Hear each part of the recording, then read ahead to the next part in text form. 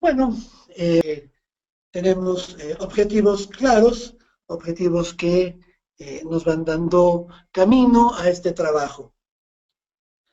Si alguien me dijera, oye Alejandro, en un minuto, expónnos, sintetízanos el tema de tu conferencia del día de hoy, les diría, bueno, con mucho gusto.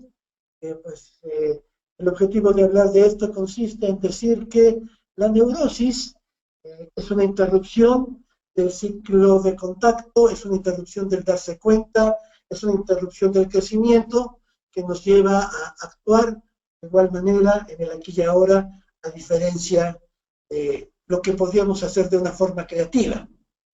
Eso sería una forma de resumir la conferencia del día de hoy. Podríamos decir también, vamos a explicar lo que para la Gestalt es la neurosis, que consiste básicamente en el oscurecimiento del darse cuenta, en la interrupción del ciclo de contacto retirada, en la detención del crecimiento. Vamos a hablar que esto tiene una etiología, una serie de causas, y bueno, vamos a hablar también de que hay técnicas gestálticas, de las cuales vamos a presentar unas cuantas al final, para atender a los pacientes que llegan con neurosis a nuestros consultorios. Y bueno, con base en ello, pues vamos a continuar dándole seguimiento a esto. Primero que nada vamos a hablar de la misión de la Gestalt de una manera muy breve. ¿Qué misión tiene la Gestalt en la vida de las personas? ¿Qué misión tiene la Gestalt en esta época contemporánea? Bueno, hay muchas cosas que decir sobre ello. El día de hoy solamente me voy a permitir remarcar 3 puntos que la distinguen. Uno de ellos es hablar sobre el ciclo gestáltico, el ciclo de la experiencia, que tiene que ver con la creación y destrucción de figuras, con la atención de necesidades. Otra de las importantes misiones de la terapia gestal en este momento, pues es aumentar la capacidad y la calidad de nuestro darnos cuenta y también aumentar la capacidad y la calidad del contacto. Cuando hablamos de contacto en gestal, no solamente nos referimos al contacto que puede haber entre piel y piel. El contacto va en un sentido más amplio, el contacto en un sentido de la interacción que el organismo que soy, la persona que soy, tiene con el entorno que me envuelve. El contacto es mi relación con las otras personas que están en ese entorno, con las instituciones, con la cultura, con la historia. El contacto es un tema muy amplio que parte sí del contacto, o sea, un tacto compartido, pero que se extiende un poco más. Y una de las partes importantes de la misión de la Gestalt es justamente hablar de la expansión, hablar del crecimiento. La Gestalt, como toda corriente humanista, tiene un gran entusiasmo por el ser humano. Tiene una gran esperanza de que siempre podemos ser, estar mejores, interactuar de una mejor modo, de una mejor forma, ser mejores personas, ser mejores seres interactuantes, que estamos co-construyendo un campo socio-histórico-cultural.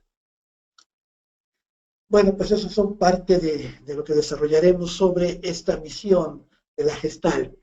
Y eso nos sirve de base para hablar del neurótico.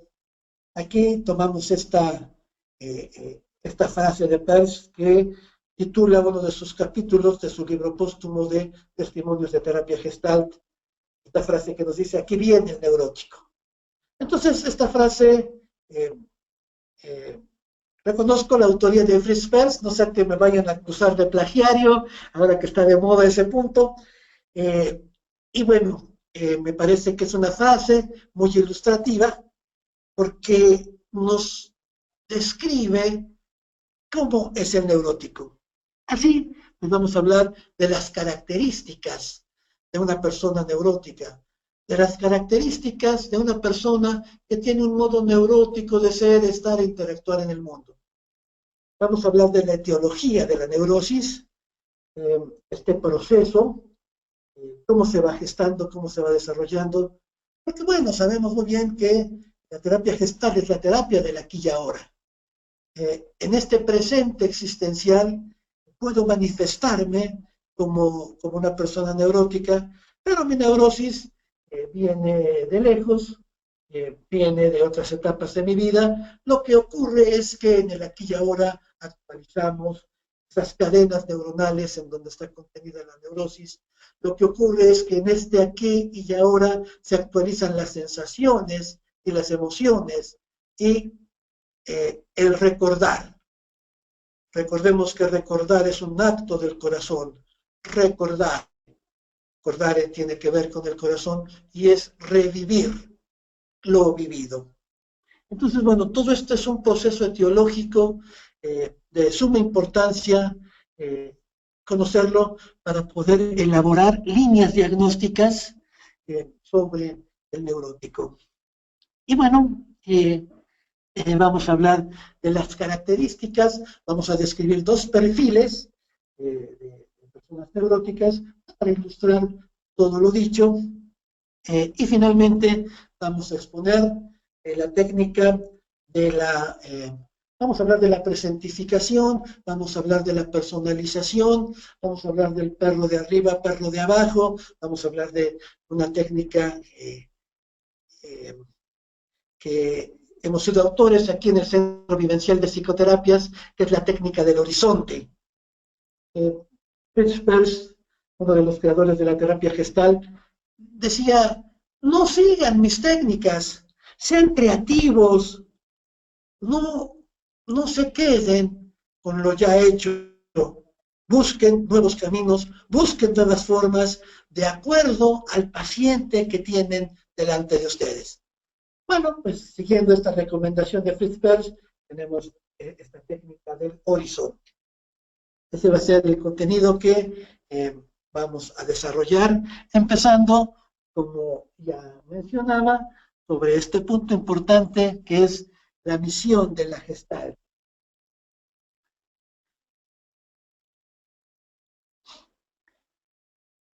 Bien, después de estos instantes de respiro,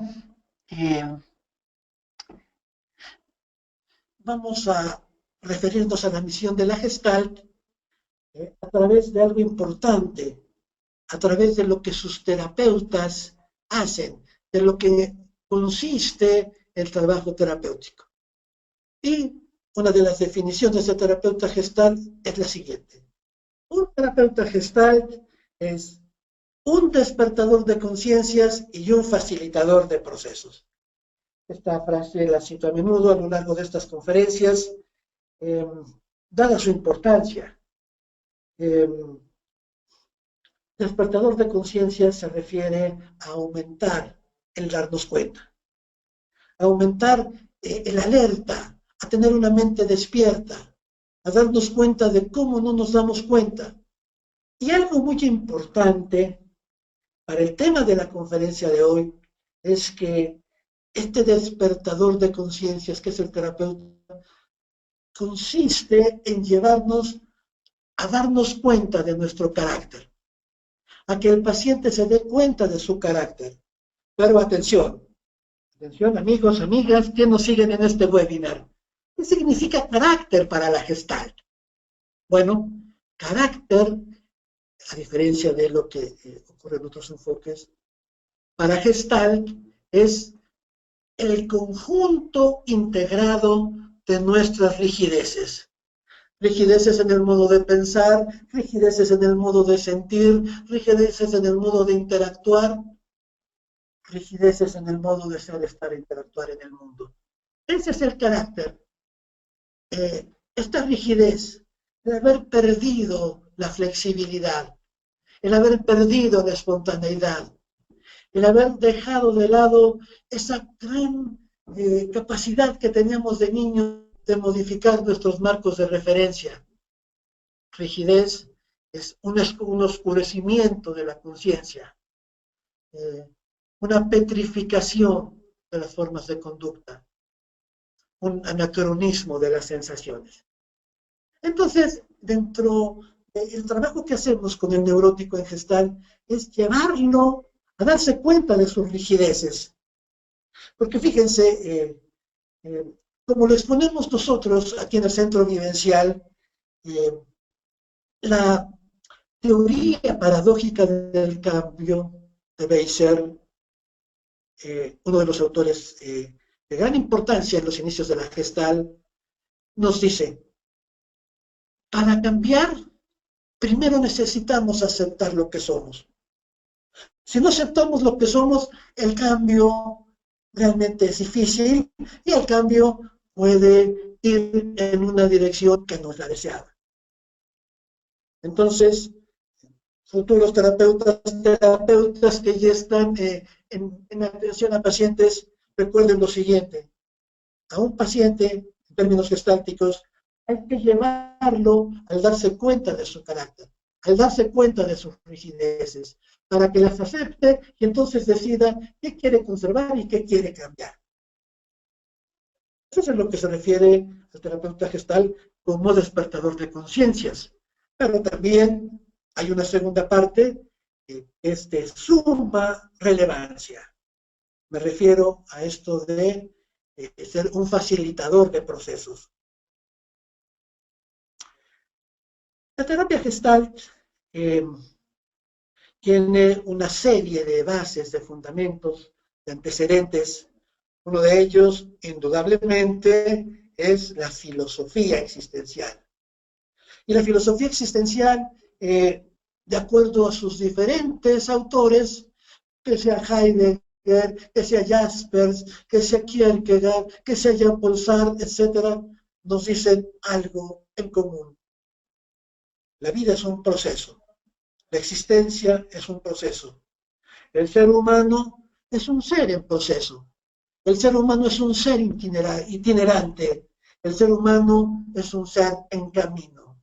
El ser humano, a diferencia de las cosas materiales, no está hecho de una vez y para siempre. El ser humano está evidentemente en proceso.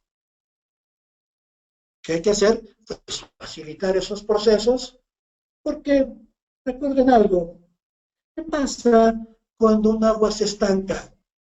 ¿Qué pasa cuando un agua no fluye? Digamos metafóricamente que esa agua empieza a enfermarse. Entonces, existiere, significa emerger, y emerger para fluir. Entonces, hay que facilitarle al paciente que se integre al proceso de la vida, que se integre armónicamente a estos even slide, a estas flexiones de la vida. Y pues así, indudablemente, como decían los orientales, bueno, pues vivirá más feliz. Eso es un terapeuta gestal. Bien, la labor del terapeuta es sumamente importante en relación a su trabajo con el paciente. Por eso aquí en el Centro Vivencial, en la especialidad de terapia gestal que hemos impartido desde su fundación hace más de 14 años, tenemos un gran cuidado en que nuestros alumnos se forjen como esos terapeutas que despiertan conciencias y que facilitan procesos. Y que hagan de la gestal, desde luego, un estilo, una filosofía de vida. Y vamos a ver cuál es la importancia de esto. Para ello, vamos a hablar de un tema básico, un tema que se refiere al ciclo gestáltico. Algunos autores lo llaman también el ciclo de la experiencia. Y bueno, ¿de qué hablamos cuando hablamos del ciclo de la experiencia? ¿De qué hablamos cuando hablamos del ciclo gestáltico? Hablamos de lo siguiente. Miren, todos los seres humanos tenemos una diversidad de necesidades, de distintas intensidades, de distintas importancias, pero todos tenemos una serie de necesidades. De un estado de reposo aparece la necesidad me pongo en acción y satisfago mi necesidad. Y después me olvido de ella. ¿Qué ocurre después? Pongo mi atención en otras necesidades que resultan prioritarias, que resultan dominantes. Entonces, el ciclo de la experiencia consiste en todos esos pasos que hay que dar, en todo ese camino que hay que realizar desde el reposo hasta la satisfacción de la necesidad y hasta que esto quede reducida ya en la no conciencia. Cuando tengo una necesidad, esta necesidad se pone en primer plano, se vuelve una figura. Y todo lo demás se organiza y cobra significado con base en esa figura que está al centro o que está muy intensa o es demasiado relevante, tiene demasiado relieve. Piensen, por ejemplo, en una imagen. Veamos, imaginen una pantalla, en los contornos de esa pantalla hacia adentro vemos elementos de una selva, ¿no? Hierbas, troncos de árbol, raíces, etc. Pero al centro vemos un imponente tigre abriendo su hocico, mostrando sus feroces colmillos, con sus ojos brillantes, como si estuviera viéndonos y estuviera pensando, al estar ahí cada uno de nosotros, ahí está nuestro desayuno. Ese tigre que está en el centro, con su piel rayada, con sus ojos brillantes, con sus grandes fauces, esa es la figura. Y todo lo que está alrededor es el fondo. Bueno, este sencillo ejemplo nos lo podemos trasladar a situaciones que tengan una mayor relación con la terapia. Una persona está en duelo por el término de una relación de pareja. Ese asunto es como el tigre de la imagen, está ahí en el centro. Y todo lo que está alrededor de ese duelo de la persona que tiene la ruptura con su relación de pareja es como la maleza, como las raíces, como los troncos. Ellos pueden estar sus relaciones de trabajo, sus relaciones con algunos familiares, sus inquietudes por aprender, en fin, todo lo demás es fondo.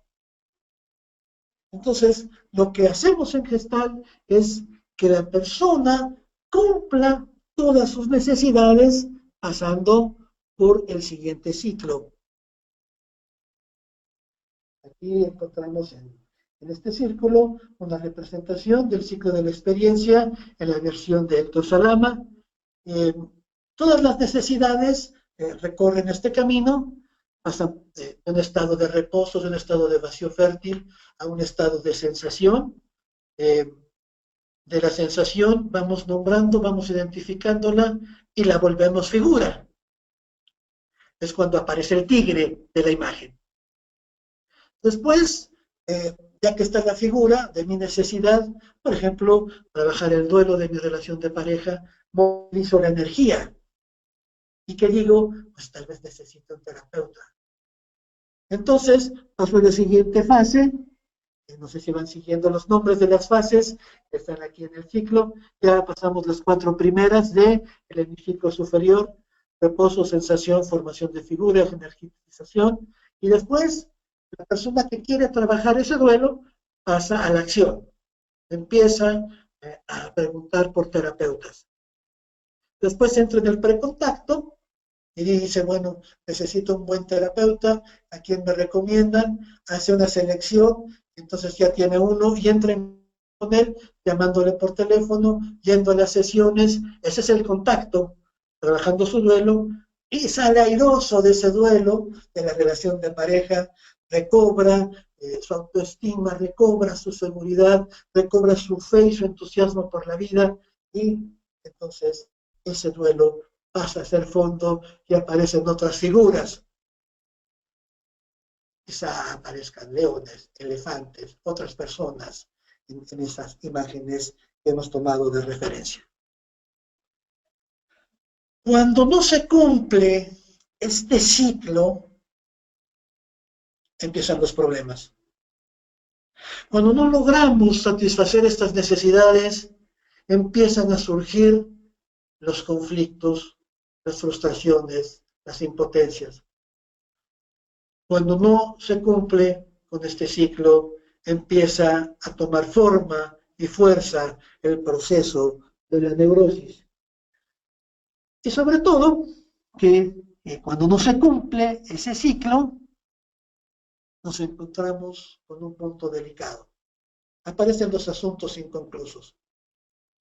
Por eso, una de las partes fundamentales de la misión de los terapeutas gestálticos es trabajar el cierre de asuntos inconclusos. Porque muchos vamos con la vida con un gran costal de asuntos inconclusos.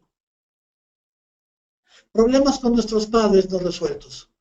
Con el padre o con la madre o con ambos. Problemas con los hermanos no resueltos.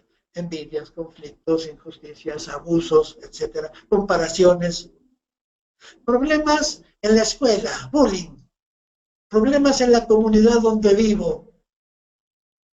Problemas de pareja. Problemas en mi trabajo. Necesidades que no voy cumpliendo. Sentirme seguro, sentirme confiado, sentirme que voy creciendo, sentirme que voy desarrollándome. Y todo esto se va conjuntando y hace como una bolsa, como un costal de asuntos inconclusos que vamos cargando por la vida. Y muchos pacientes cuando llegan a la terapia y les formulamos una de las preguntas básicas, cierra tus ojos y dime qué sensaciones tienes en este momento, nos dicen, siento pesadez en mis hombros. Y bueno, ¿no les parece que una buena hipótesis al respecto sería, es que esta persona está cargando un gran costal de asuntos inconclusos? Conclusión de este punto. El terapeuta gestáltico, en este punto de facilitar procesos, tiene que facilitarle al paciente el proceso de cerrar sus asuntos inconclusos, utilizando para ello los trabajos del darse cuenta, particularmente de darse cuenta de las rigideces de su carácter. Bueno, algo muy importante de esta misión de la Gestalt es mantener el crecimiento.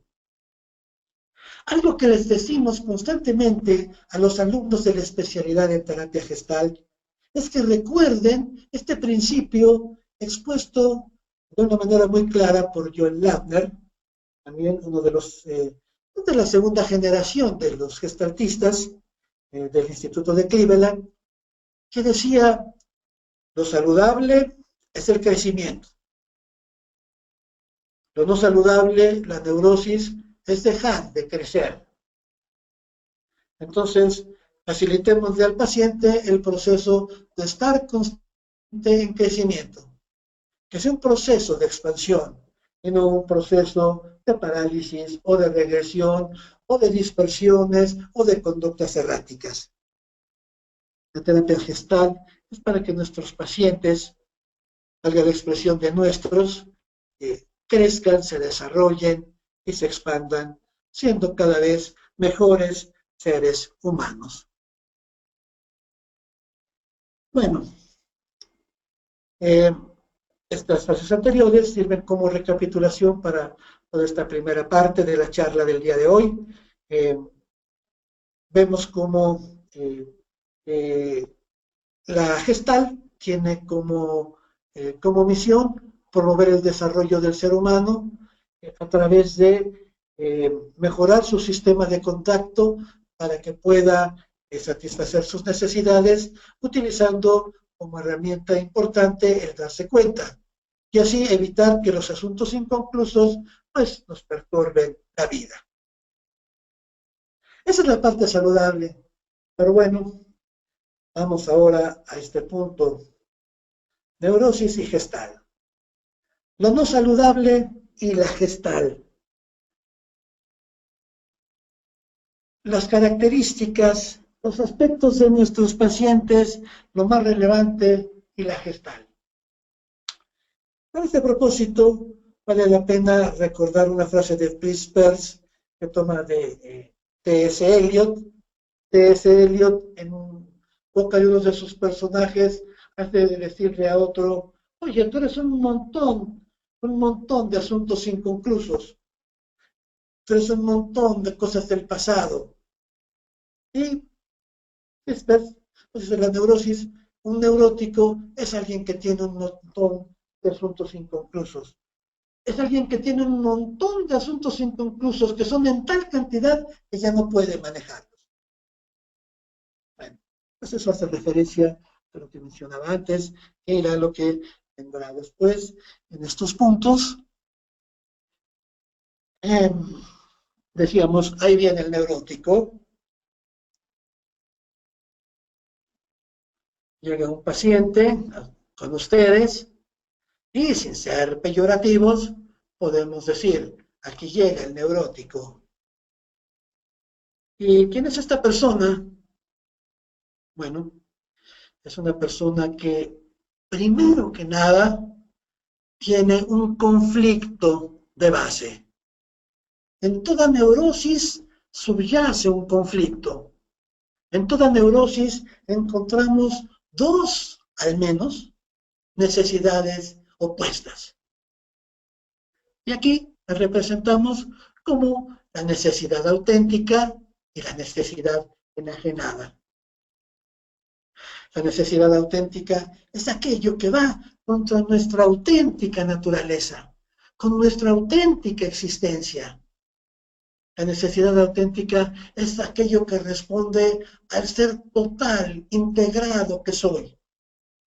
Es aquello que responde a mis verdaderas expectativas, necesidades, valores, intereses, afectos. Y bueno, que solo existieran necesidades auténticas. Y qué malo, bueno, pues quizá no habría terapeutas. Eh, Podemos constatar que a la par que existen las necesidades auténticas como una necesaria polaridad, existen también las necesidades enajenadas. La necesidad que tengo yo de hacer algo o de no hacer algo en la atención a las necesidades, expectativas, intereses, valores y afectos de otros que son muy significativos para mí y que en consecuencia introyecto y que se vuelven parte del conflicto que me lleva a la neurosis.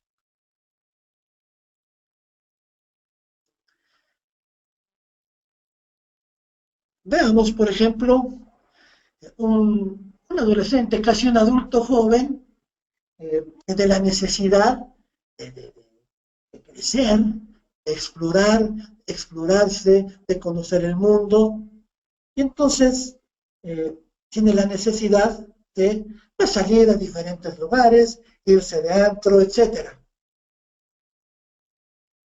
Pero sus padres, dos personas conservadoras, uno que tiene problemas de oído, es una casi sorda, que es el hermano mayor de 10 más pequeños, todos huérfanos de padre, y la madre de este paciente, de este adulto joven, pues es una mujer que fue abandonada por sus padres, que sufrió procesos de violación por diferentes familiares y desconocidos. En fin, es un matrimonio conservador, es un matrimonio que tiene la actitud de estar a la defensiva. Su hijo, entre adolescente y adulto, estamos hablando de un joven de 17 años, les dice, bueno, yo quiero ir a los antros. Y el padre le dice, no, tú no puedes ir porque no sabes cómo es ese ambiente, porque no lo conoces, porque no has aprendido. Y entonces el terapeuta interviene, ¿y cómo es que no ha aprendido?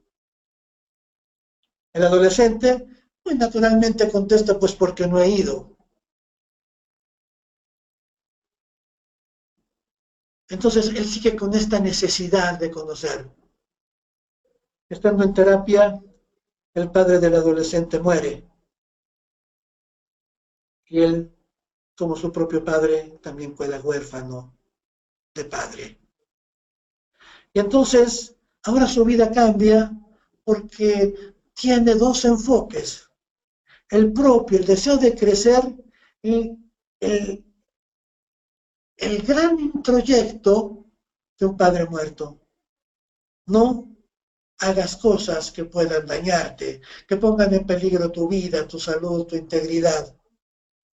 Pero no es algo auténtico, es algo que tomó del padre. Y llega fin de semana, uno y otro, y el adolescente, ya adulto, 18 años, desea ir a un antro.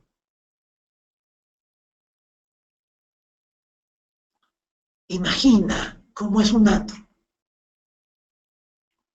Sin embargo, aparecen las palabras del padre. Y entonces deciden huir. A veces ya se cambió de ropa, ya se puso de acuerdo con sus amigos, ya consiguió el dinero y a la hora de salir de la casa piensa en el padre muerto como si fuera una estrella que desde el fondo del cielo de la noche lo estuviera vigilando. Y ese es su conflicto. Y no solamente este conflicto se reduce a ir o no ir a un antro, sino a muchas otras decisiones en la vida. Y él, por medio de este conflicto, bueno, pues va desarrollando un proceso de una mayor neurosis. Aquí tenemos algo que está escrito con mayúsculas notorias.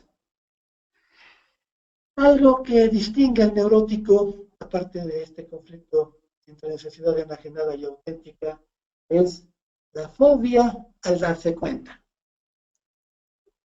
Como verán, el darse cuenta es un tema crucial, es uno de los temas que a lo largo de todos los módulos de nuestra especialidad de terapia gestal estamos reflexionando y estamos practicando. Porque bueno, decía Einstein, la vivencia es aprendizaje, todo lo demás es información, y entonces aquí siendo un centro vivencial, pues necesitamos vivenciar el darse cuenta. Y el darse cuenta como alerta y el darse cuenta del no darse cuenta y el darse cuenta del carácter y el darse cuenta existencial, en fin, muchas más cosas a lo largo de estos 17 módulos que integran nuestra especialidad que dura 2 años.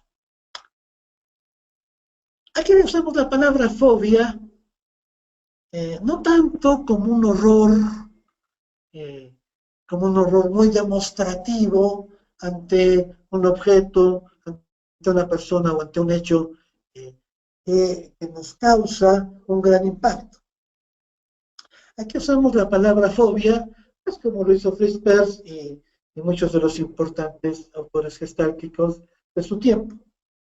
Para ellos, fobia es ante todo una evitación.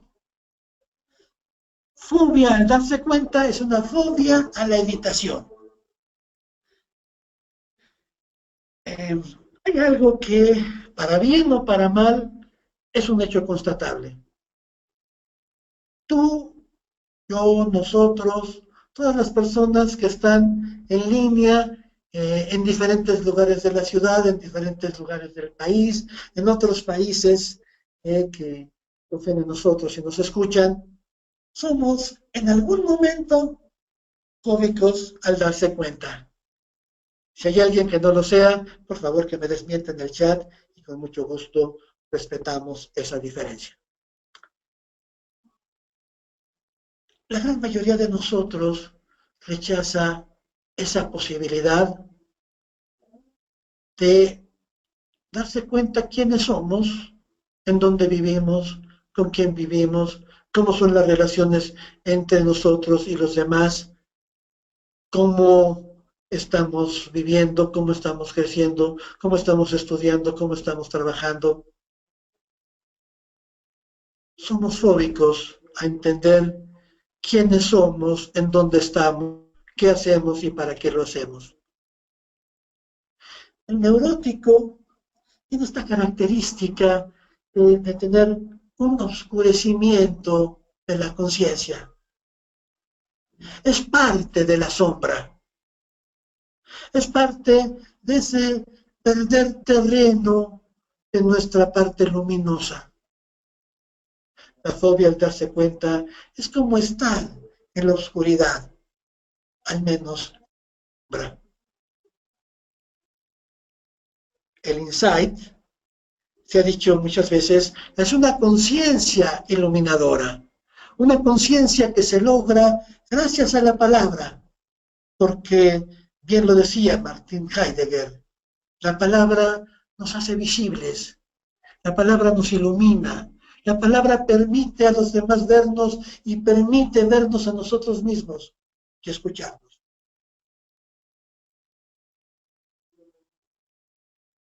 Ahí viene el neurótico a nuestro consultorio. Ahí viene ese paciente en busca de algo y reconociendo que no puede solo. Ahí viene ese ser humano que tiene esta actitud fóbica a su proceso del darse cuenta. Y cuando no hay una expansión de la conciencia, no hay una expansión de la existencia. Pero miren, aquí tenemos otro punto muy importante que no debemos dejar atrás, a pesar de que el tiempo ya me está ganando. Pero bueno, creo que la importancia de los temas merecen una atención especial. Otra característica del neurótico: interrupción o alteración del proceso contacto-retirada.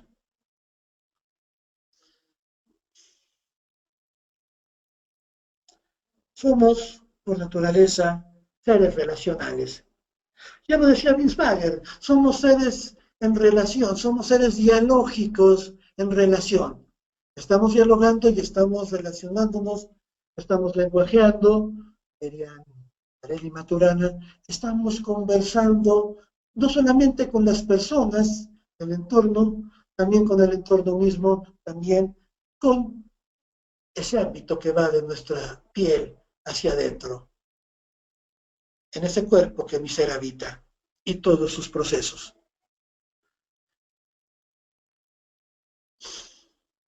Lo natural es un cierto ritmo, como dice una de las bases de la terapia gestal, que es el budismo, el Hu Wei, nos dice que hay que seguir los ciclos.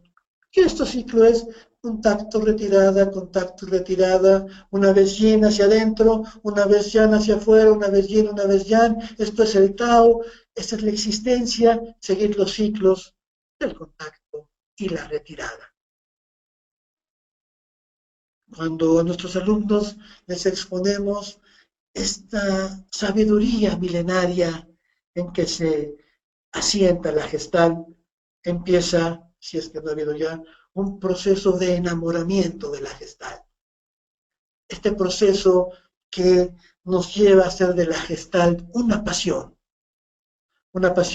que es lo que procuramos promover en nuestros estudiantes que egresan del centro vivencial, que tengan esta característica, ese legítimo timbre de orgullo de ser unos enamorados y unos apasionados de la gestal.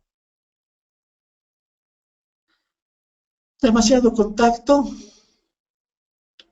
puede darse entre una persona muy permisiva y otra muy intrusiva. Ese contacto ahoga, asfixia, aniquila, puede ser, llamémosle sádico, en fin. No es el contacto que buscamos. Demasiada retirada. Dirían los que siguen el credo cristiano, con esta mano levantada, cruz, que se vaya el diablo y que venga Jesús. Le un alto al contacto. Demasiada retirada es estar sobrelimitado. No contactar, que estemos separados de los demás con fronteras muy anchas, muy rígidas, fronteras impermeables. entonces tenemos un modo esquizoide de ser, estar, interactuar en el mundo, por ejemplo. Hay que tener un adecuado ritmo de contacto y retirada, y bueno, y esto nos puede sacar de la neurosis. ¿Y cómo se da esto? ¿Cómo se origina la neurosis? Decía, la neurosis se vivencia, se sufre, se interactúa en el aquí y ahora. Pero bueno, esto tiene una historia. Veamos esta imagen que está aquí en nuestros monitores. Por favor, lean el texto y les pido también que vean la imagen pequeña que está abajo de esta gran elipse de color magenta. Quizá les diga algo. Bien.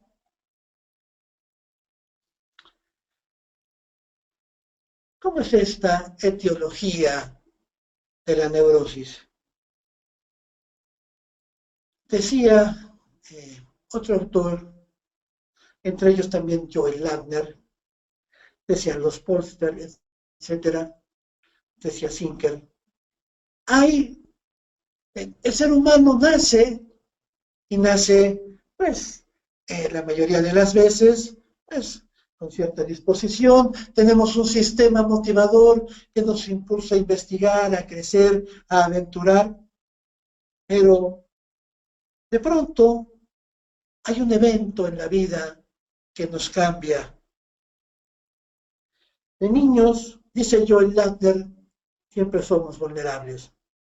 Estamos frente a un mundo adulto que es más grande que nosotros, que es físicamente más fuerte que nosotros, que tiene un potencial de destrucción verdaderamente terrible. Decía Jung, la mayoría de nosotros somos sobrevivientes de nuestros padres. Vaya frase. Entonces, esta debilidad natural y este evento traumático nos hacen tener siempre una rigidez. Se presenta el evento A y reacciono de X manera. Se presenta el evento B y reacciono de esa misma X manera. Pero se presenta un evento muy diferente C y reacciono de esa misma X manera. Soy un montón de rigideces. Y les invito a ver la siguiente pirámide.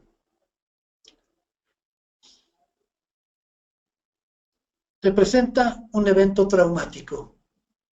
En este momento, de forma natural, se activan nuestras funciones de seguridad. No contacto, no conciencia, evitación, parálisis, regresión, etc. Desaparece el evento traumático y la persona sigue viviendo con estas funciones de seguridad. Rigidez, evitación, desensibilización, no conciencia, fobia al darse cuenta, fobia al cambio. Y esto nos lleva a plantar en el centro más alto de nuestro ser esta terrible bandera, la rigidez.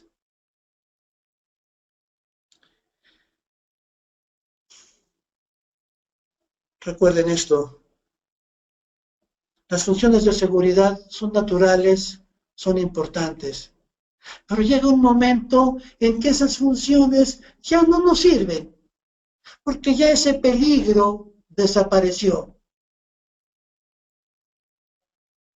Una persona va caminando por la calle y se encuentra una piedra y se tropieza. Al día siguiente la persona camina por esa calle, está la piedra y se tropieza. Al tercer día, la persona le da la vuelta a la piedra y ya no se tropieza.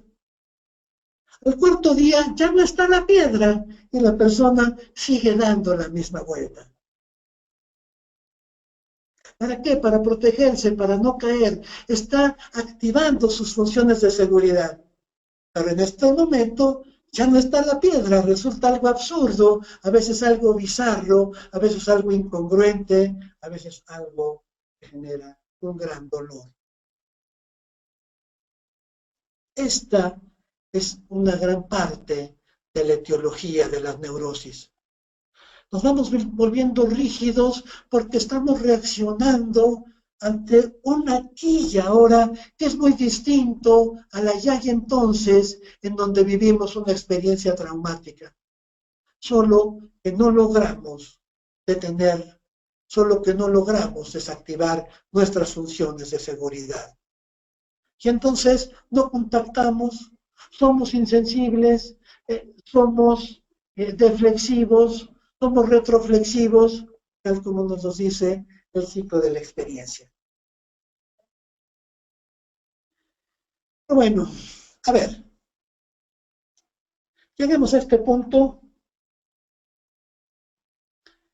y una brevísima descripción de dos perfiles neuróticos. Una mujer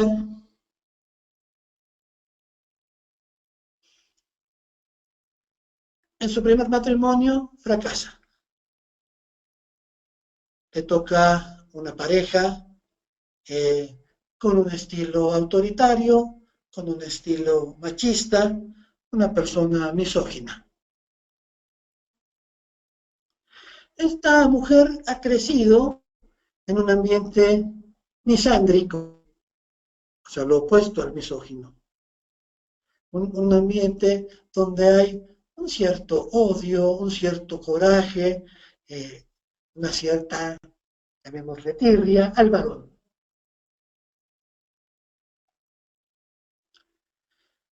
Se presentó el evento traumático a su padre, una persona autoritaria, una persona déspota, una persona violenta, una persona que ejercía violencia verbal emocional, violencia física. Se activan las funciones de seguridad.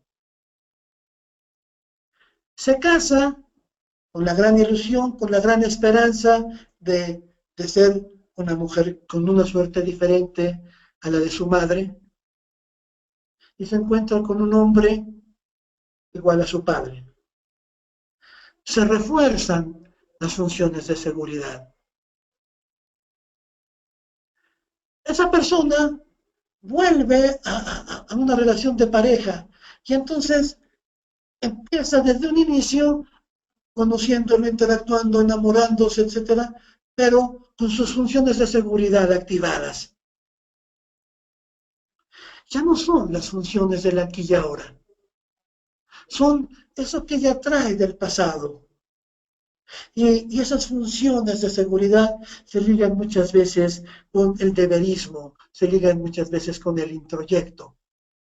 Y entonces, bueno, ahí está su rigidez.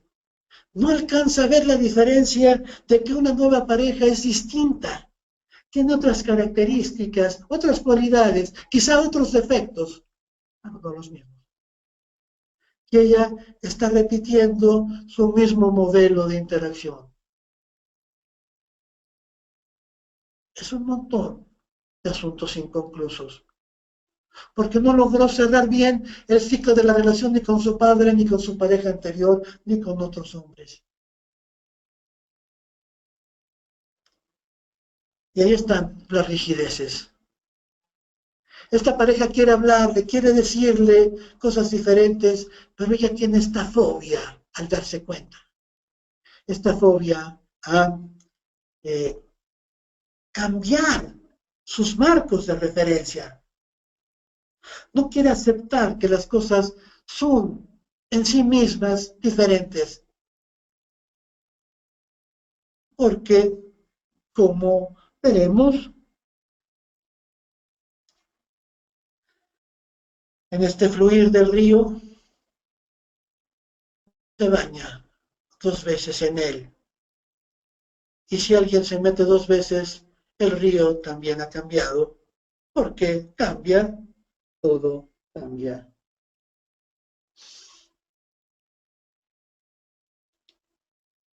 Bien, si la persona neurótica está fuera del aquí y ahora, está enredada en asuntos del pasado que actualiza con sus neurosis en el presente existencial, pues una de las técnicas para trabajarlo es la presentificación.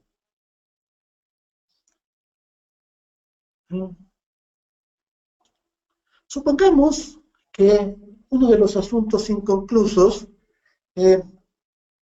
sufre, que presenta esta paciente, ha sido el abuso, un abuso sexual. Es un abuso que ocurrió, llamémosle en el pasado, en virtud de este proceso de la mente, del que no me voy a detener ahora, pero que nos permite ciertas fugas al pasado y al futuro. Trabajamos este asunto pidiéndole a la paciente que retroceda a ese momento del abuso y que empiece a narrarlo en primera persona y como si estuviera ocurriendo en el aquí y ahora. Entonces, en este momento en que ella está narrando, el terapeuta le pide a la paciente que se ponga de pie y que estire sus manos con las palmas al frente. El terapeuta pone su brazo y le pedimos a ella que empuje el brazo, que mueva al terapeuta. Y ella está con su mente en ese asunto inconcluso, en ese asunto de abuso caracterizado por la indefensión, por el terror, por la parálisis, por el llanto, por el miedo ante la ausencia de su madre, de su padre, en fin, algún cuidador realmente con intención amorosa hacia ella. Pero en el momento en que ella empieza a empujar, en el momento en que ella empieza a mover al terapeuta, sus memorias corporales de indefensión empiezan a ceder.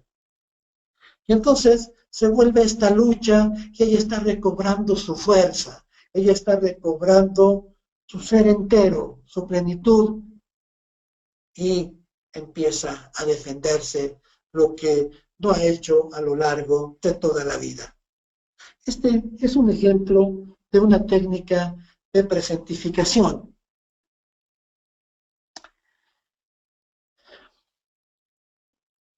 La personalización es una, entre tantas y tantas técnicas que hay.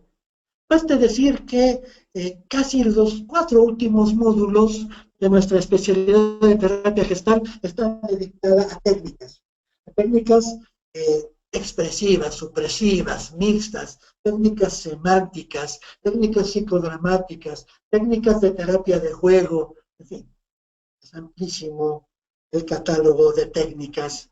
Desde el libro Gestalt Therapy, en su parte elaborado por Ralph Hefferlein, ya había un catálogo de técnicas. Bueno, la personalización es una de tantas otras. Si la paciente ha sido muy agredida por el padre, la técnica para resolver este asunto inconcluso consiste en lo siguiente. Le pedimos a la persona que se imagine, le pedimos a esta paciente que imagine que su padre está delante de ella, que lo observe y de pronto que se sienta absorbida por él, que está ella dentro de él y que a partir de este momento es él. Le pedimos que se meta bien en la sensación de ser su padre, que en la medida de lo posible hable como él, conteste como él, piense y sienta como él, que tome la persona de su padre, por eso es una personalización. Y que todo lo que yo, terapeuta, le pregunte, lo responda como si fuera el padre. Entonces le preguntamos, bueno, ¿cuántos años tiene? ¿Cuántos hijos tiene? ¿Cómo se llama? Y le pedimos que nos empiece a narrar su historia. Y indudablemente vamos a encontrar en la historia de ese padre golpeador, violento, vamos a encontrar también una historia de dolor y sufrimiento. Una historia francamente dolorosa y terrible.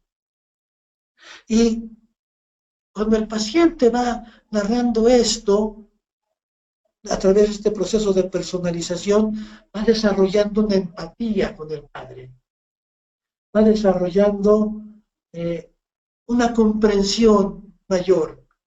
Y entonces ese resentimiento, ese enojo empiezan a ceder. Porque a fin de cuentas, igual que el paciente o que la paciente, su propio padre fue también víctima de abuso físico, necesariamente sexual, fue tratado con violencia, fue golpeado, etc. Y bueno, recordemos el principio de la pregnancia. Quien hace lo que puede con los recursos que tiene. Nadie puede ofrecer lo que no tiene.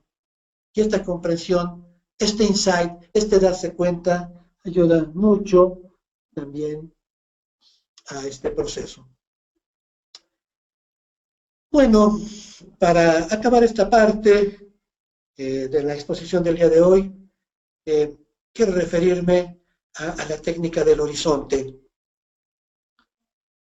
Muy al principio o muy al final de la terapia gestal en perspectiva, es cuando usamos esta técnica. Bueno, una de las cosas que vemos en nuestra especialidad, aquí en el centro vivencial, es distinguir el método, las técnicas y las vivencias que se dan en la terapia gestal en curso, es lo que ocurre en la sesión, y en la terapia gestal en perspectiva, que es el conjunto de sesiones desde la sesión de inicio a la sesión de cierre. Bueno, dentro de la terapia gestal en curso y en perspectiva utilizamos esta técnica muy al principio del proceso y también muy al final. Le pedimos al paciente que se siente cómodamente, que cierre sus ojos, que se relaje, que ponga atención a su respirar y le decimos, permite a tu respiración que se autorregule. Mantén tus ojos cerrados e imagina que tienes ante ti un paisaje que te inspira, un horizonte que te motiva, una visión que moviliza tus mejores recursos. Descríbeme ese paisaje, descríbeme lo que estás viendo, dime sus luces, sus sombras, sus colores, sus formas. Verbaliza todo. Cuando estés listo, empieza. Entonces, el paciente inspirado, motivado, quizá en un estado alfa, quizá en un trance hipnótico ligero, empieza a verbalizar ese horizonte. Y ese horizonte de futuro lo que tiene que ver es con la vida que el paciente sueña, con la vida a la cual aspira como ser humano, como profesional.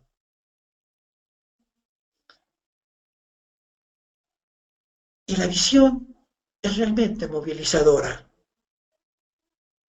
Y podemos agregarle a esto muchas técnicas. Ponle un nombre a este paisaje, toma una postura real, actúala, psicodramatízala. Y estamos haciendo de esto una metáfora de vida, una metáfora de crecimiento. Estamos haciendo que crezcan literalmente alas en los pacientes. Los estamos motivando y gran parte de nuestro trabajo, aparte de ser despertadores de conciencias y facilitadores de proceso, debemos decir también que los terapeutas gestálticos son promotores del bien vivir humano.